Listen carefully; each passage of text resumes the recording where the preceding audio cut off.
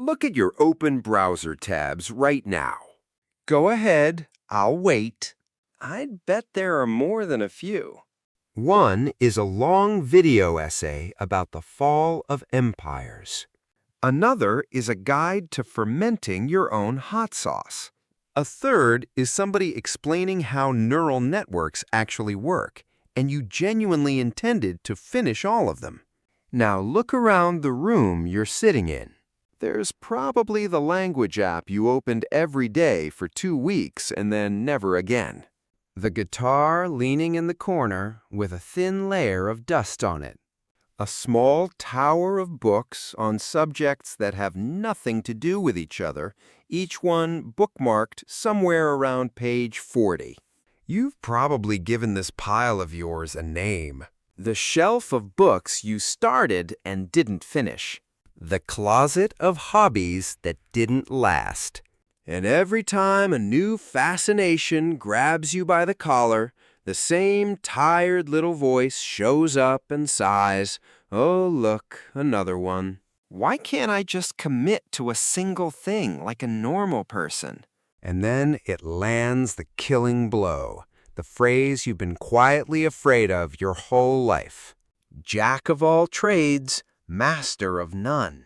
That feeling, scattered, unfinished, like you've somehow failed at the simple task of picking a lane, is genuinely exhausting to carry around. So let me offer you a different way to look at the exact same pile. What if none of that is a list of your failures? What if it's an inventory of raw material? What if the very thing you've been apologizing for, the jumping, the wandering, the refusal to settle on one obsession, isn't a defect in your wiring, but the most misunderstood gift you have? There's a particular kind of mind that doesn't dig, it connects. It catches the resemblance between two ideas that have no business being related and quietly stitches them together. I call it the pattern weaver mind. While most people are taught to bore straight down into one subject, your mind is doing something else entirely. It's gathering threads. Every odd interest, every abandoned project, every random rabbit hole is one more strand of a different color, and one day, without you even deciding to, your mind starts weaving them into something nobody else could have made. If any of that just made the hair on your arms stand up, if pattern weaver feels less like a label and more like a description of you that you've never had words for, then you're in exactly the right place. In this video, I'm going to take apart that master of none insult once and for all. I'll show you what a pattern weaver actually is and why this is quietly becoming the most powerful way a mind can work in this century. We'll untangle why your brain runs the way it does and how it's genuinely different from the things people keep confusing it with. And by the end, I'll hand you 3 simple practices to start turning what feels like chaos into your sharpest advantage. You're not losing the thread. You've been collecting them? Let's learn how to weave. 2 ways to be smart. To understand the pattern weaver, you have to understand the world they were dropped into, a world that worships a very particular kind of genius. Picture a single person standing in a field, drilling straight down. That's the specialist. They pick one spot, commit to it for life, and bore deeper and deeper until they understand that one narrow sliver of reality better than almost anyone alive. And let's be clear, this is magnificent, and we need it desperately. I want the surgeon operating on me to have spent 20 years on exactly one kind of operation. The specialist's power lives in depth, and depth saves lives. Now picture someone walking across that same field, stopping at one drill site after another. They take a sample of water from one, a chunk of mineral from the next, borrow a strange tool from a third. They're not drilling at all. They're collecting, comparing, noticing. That's the pattern weaver. Their power doesn't live in depth, it lives in range, and in the rarer thing that range makes possible, synthesis. They're the ones who notice that a discovery sitting at the bottom of one person's hole is the exact missing piece for someone 3 fields over who has no idea the other hole even exists. This matters more than it sounds because the biggest breakthroughs in human history almost never come from going deeper into one subject. They come from collision, from 2 distant fields being slammed together by someone who happened to be standing in both. Take Johannes Gutenberg. The printing press, the invention that arguably built the modern world, wasn't a leap forward in writing or in ink. Gutenberg's real genius was that he knew about winemaking. He looked at the screw press farmers used to crush grapes, looked at the metal stamps used to punch coins, and wove those 2 completely unrelated tools into a machine that could press words onto paper fast. No scribe staring harder at a manuscript would ever have invented that. It took someone whose attention had wandered into vineyards and mints and lettering all at once, and then connected the dots nobody else thought to lay side by side. That's not a historical curiosity. That is a description of what your brain is doing every single day. It's quietly hoarding threads for a tapestry you can't see the shape of yet. If this is already landing, do me a favor and subscribe. There's a whole community of people here who think in connections instead of straight lines, and we're really just getting warmed up. Because before we go further, we have to deal with the question that haunts almost everyone who recognizes themselves in this. Wait, is this just ADHD? It's a fair question, and an honest one, especially now that more of us actually know something about how different brains work. And the reason it comes up is that, from the outside, the 2 can look almost identical. A sudden, total obsession with a brand new topic? Sounds familiar. A long history of launching into projects with fireworks of enthusiasm and then drifting off? Yep. A mind that ricochets from one idea to the next instead of marching in a tidy line? Guilty. The behaviors overlap so much that it's no surprise people mix them up. But the thing that matters isn't the behavior you can see from outside, it's the engine underneath. The why. ADHD is a real clinical condition, and at its core, it's about executive function, the brain's machinery for things like managing impulses, holding things in working memory, and steering attention on purpose. For a lot of people with ADHD, the shift in focus isn't the decision they made, it's their attention getting yanked somewhere they didn't choose to go. That can make the boring but necessary parts of life genuinely hard, and the struggle is, at its root, a fight to direct attention that won't stay where it's put. The pattern weaver's mind tends to run on something almost opposite. Not a shortage of attention, but a flood of curiosity. The leap from one thing to the next is usually a choice, a fast one, but a choice. You're not being dragged off the task against your will. You're being pulled towards something that suddenly looks more interesting and more connected. Here's a way to feel the difference. Say you're building a spreadsheet you need to finish. If your focus keeps getting hijacked, every notification, every noise outside the window, until staying on it feels like physically holding a door shut, that points toward an attention regulation challenge. But if halfway through you realize that a charting trick you picked up from a design video would make the whole thing clearer, and you dive in to rebuild it, that's not distraction. That's weaving. You didn't abandon the problem. You walked over to another field, grabbed a better tool, and brought it back. And to be completely clear, you can absolutely be both. These aren't rivals.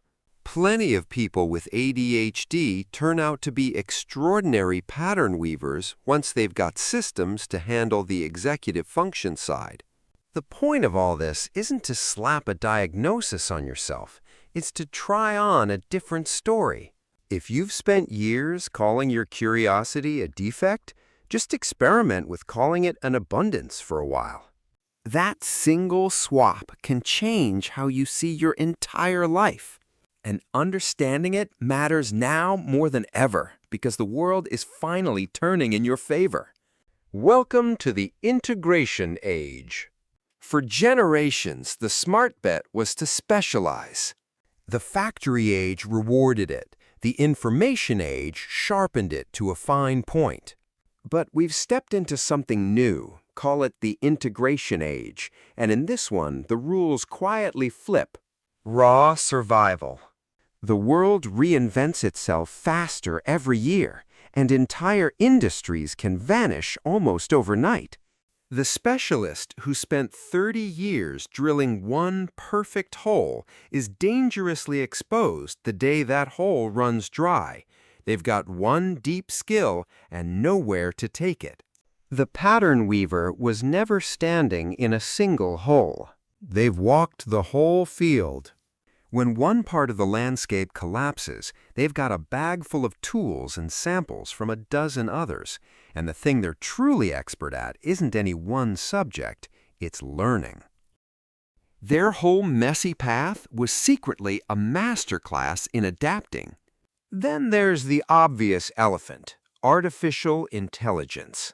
A lot of people are scared it's coming for their jobs, and if your only value is being the deepest driller in one narrow hole, that fear is rational, because going deep, fast, inside a single defined domain is precisely what these systems are built to do. But what they're still genuinely bad at is wandering. AI can be the finest specialist in 1,000 separate fields at once and still completely miss the strange lateral leap between three of them that creates something new. It can hand you a brilliant answer in geology, and a brilliant answer in material science, and a brilliant answer in design, but it won't think to braid all three into an invention the world has never seen. That braiding is the human part. That's the weaver's part. As machines absorb the deep, narrow work, the people who become irreplaceable are the connectors, the ones who decide what's worth building in the first place. And finally, the problems that actually matter most can't be solved from inside one hole anyway. Climate, inequality, the next public health crisis, none of those are tidy single-subject puzzles. They're tangled, sprawling, interconnected messes, and untangling them takes someone who can hold the science and the economics and the human psychology and the politics in their head at the same time. Think of someone whose path went from studying coral reefs to crunching numbers at a tech company to running an organization that uses prediction models to protect dying ecosystems. On an old-fashioned resume that looks like someone who couldn't make up their mind. In reality, it's someone who became the only kind of person who could possibly do that job by weaving three lives into one. Your path was never wandering aimlessly. It was quietly converging on something. Knowing that is one thing, though. It is another. So let's get practical. 3 ways to start weaving on purpose. Here are 3 simple practices to turn all that loose curiosity into something you can actually steer. First, keep a connection journal. Your mind throws off sparks constantly, and most of them die before you can use them, so you need a net. This isn't a to-do list, it's a place to catch ideas that fascinate you from anywhere. 2 columns. On the left, the spark, the cool thing you just learned. Maybe you read that ant colonies make collective decisions with no leader at all, just simple signals passed between individuals. On the right, the bridge, where else could this possibly apply? Could a leaderless signal-based system be a better way to organize a chaotic team at work? You don't need an answer. The act of asking over and over quietly trains your brain to hunt for connections on command. Second, tell the story of the weave. Stop presenting yourself to employers, clients, anyone as a chronological pile of unrelated jobs. Reframe it as a single connected thread. I worked retail, then I did some event planning, then I started writing. Working a busy shop floor taught me to read people and stay calm under pressure. I carried that into running events where I learned to choreograph 100 moving parts at once.